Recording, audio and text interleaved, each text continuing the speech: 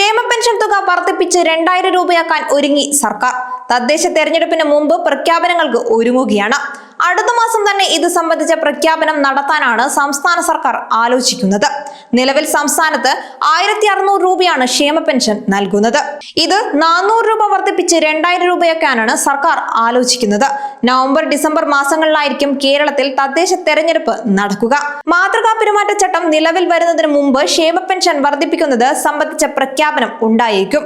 തദ്ദേശ തെരഞ്ഞെടുപ്പിന് ശേഷം ഏപ്രിൽ മെയ് മാസത്തിൽ നിയമസഭാ തെരഞ്ഞെടുപ്പും ഉണ്ടാകും. അതിന് മുന്നോടിയായി ഒരിക്കൽ കൂടി ക്ഷേമ പെൻഷൻ വർദ്ധിപ്പിച്ചേക്കും. തെരഞ്ഞെടുപ്പ് സമയത്ത് പെൻഷൻ തുക വർധനവ് ലഭിച്ചു തുടങ്ങിയാൽ വോട്ടർമാരിൽ നിന്ന് അനുകൂല പ്രതികരണം ഉണ്ടാകുമെന്നാണ് സർക്കാർ വിലയിരുത്തുന്നത്. നിലവിൽ 62 ലക്ഷത്തോളം പേർക്കാണ് 1600 രൂപ വീതം സംസ്ഥാനത്ത് പെൻഷൻ ലഭിക്കുന്നത്. 26.62 ലക്ഷം പേരുടെ ബാങ്ക് അക്കൗണ്ടുകളിലും തുക എത്തുന്നു. മറ്റുള്ളവർക്ക് സഹകരണ ബാങ്കുകൾ വഴി വീട്ടിലെത്തി പെൻഷൻ കൈമാറുകയാണ് ചെയ്യുന്നത്.